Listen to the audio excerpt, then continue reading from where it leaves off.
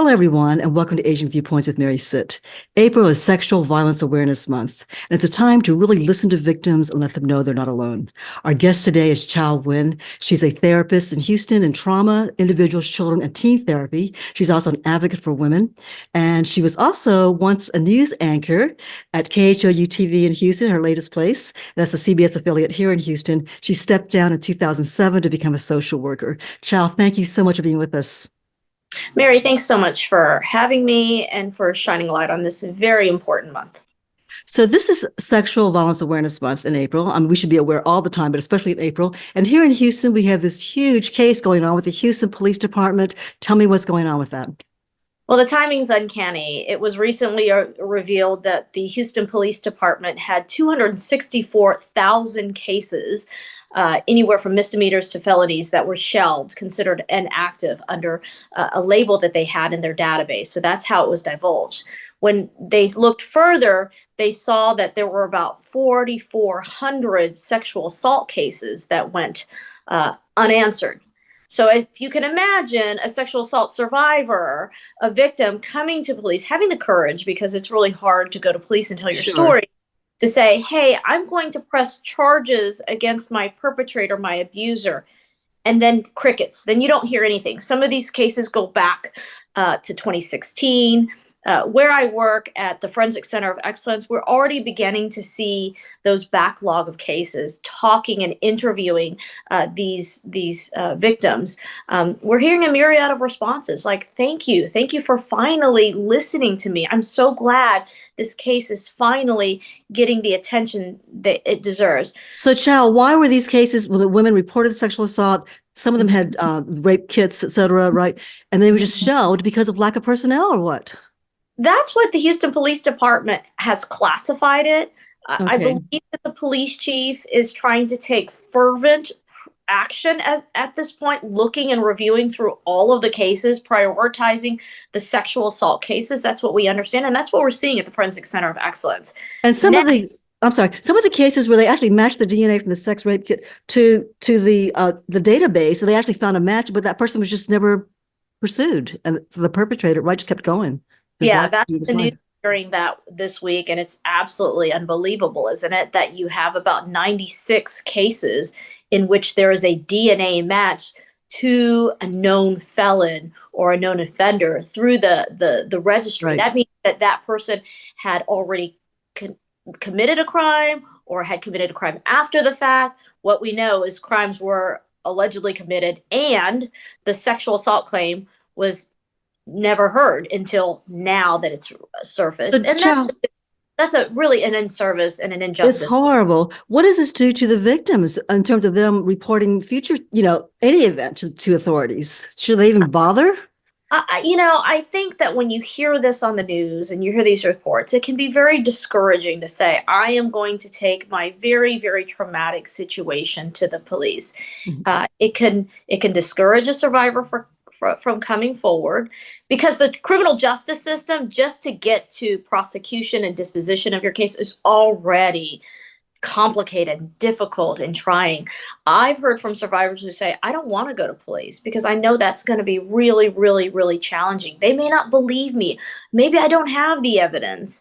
Mm-hmm. So here on the news and these reports that if I go to authorities and nothing happens, why should I go to authorities in the first place? That's our biggest concern. Hopefully, in all of this, it will be a wake-up call and ring alarm bells for everyone that survivors have to be taken seriously, that this should be priority, especially when there's DNA. Chau, how can we as friends be supportive to people who are victims of sexual violence? This is so important. If you hear something from a friend or a family member who is a victim, listen without judgment. Mm-hmm. And the number one thing is just to believe them where they are. You don't have to doubt them. You don't have to say, well, what if you hadn't been there? Because listen, survivors are already doubting themselves. Mm-hmm. In many cases, they think, well, should I have been here? They're already questioning what they could have done. We should never question what the survivor should have done. The onus is always going to be on the perpetrator, the abuser, the offender. Listen to them without judgment. Believe them. And tell them that help is available. It can be available through criminal justice. It can be available through counseling, through support services like community-based organizations, Mhm. but help is available. Survivors of sexual assault deserve to be first believed, supported, and listened to, and let them know that help is available. Is there like some 800 number someone can call or text to get someone on the other end to just listen, a professional maybe, or someone who's been trained to listen? The Rape and Incest Network, the national network, RAIN.org, has valuable resources. These days, you can just text them. I would Okay. encourage your listeners and your viewers to go to RAIN.org, where you can get a vast amount of resources, information, text chat with somebody, and let them Okay. know, that they can get support free and confidentially, because surviving a sexual assault is incredibly traumatic, and sometimes survivors just need that time of moment of privacy and confidentiality to process it and to talk about it and to decide what to do next. Chau, what does sexual violence look like in the digital age? What is digital sexual violence? That is the some of the scariest stuff we're looking at. Hmm. Digital sexual violence can look with teenagers as sharing a photo, an inappropriate photo of a Hmm. victim, threatening a victim. If you don't do this, I'll share that photo. So that's what they're calling sextortion now, right? Like Yeah, extortion, but with sex. it is, and it's text messages that one victim might send to a perpetrator or abuser or offender, and he says or she says, "I'm going to show this," and it happens. It happens a Hmm. lot. Um, Look, the digital age is a very, very scary landscape for young people, for victims. We really need to know that whatever we write, send, say on social media and the digital media can be shared, and it can be there forever on the internet. This is scary, uncharted territory that institutions, government agencies, law enforcement are looking at. What if somebody takes your picture and name and becomes something else, say in pornography, etc.? Hmm. That this is something that has to be addressed immediately. And I know that law enforcement are taking it seriously, our government institutions. If you see something, we always say something. If you sense this is something's right, then do something about it. Chau, how can we encourage boys and men Mm. to sort of steer away from that stereotypical male behavior that can lead to sexual violence? In our world, we call that toxic masculinity. It's the phrases and the culture of man up, and I'm the guy, and I'm gonna be the tough guy. Hmm. That kind of behavior doesn't lead to healthy relationships or equality. We should be teaching boys and girls at a very young age about how to talk to each other, about how to be nice, about conflict resolution. These are the tools that we can impart early on so that we don't see what we see now, the behavior that we see in social media, in schools, among friends. It is really about that social emotional learning. And that's what we call violence prevention. Violence prevention is talking about things like equality, how you treat boys, how boys treat girls, how girls treat boys. Hmm. All those things should be learned early on. Has behavior gotten worse over the years with social media because people feel like they're sort of anonymous or they can say whatever they want to? They just dash it off in a text instead of always everything in person or, real time on the phone. Now everything's just, has it gotten worse or has it just come more to the surface? It's always been there. I think it's been there, but I think what's really scary when you say worse is it's there forever.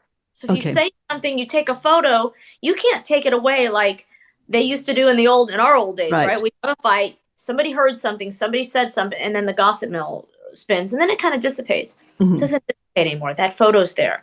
Those messages are there.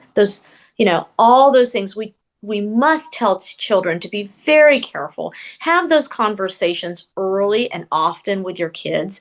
Don't wait. And there are organizations here in Houston, around the country, that can teach you about, proper social media and what parents and kids alike need to know. You deal with trauma all the time.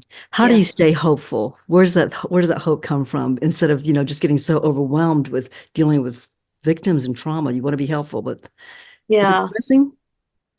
Trauma is tough, right? But what I tell clients is we're here to heal you and you can be healed.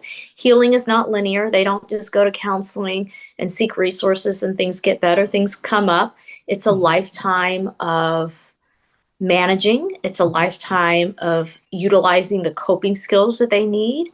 I said this the other day, you got to feel it to heal it. So seek support so that you can heal your trauma, and it can be had. Chau Nguyen, thank you so much for being with us. All a good message. Thanks, Mary. If you enjoyed this conversation, learned something, please click the like button below and be sure to subscribe to this channel so you don't miss a show. I'm Mary Sitch. Thanks for being with us, and I'll see you again in the next video.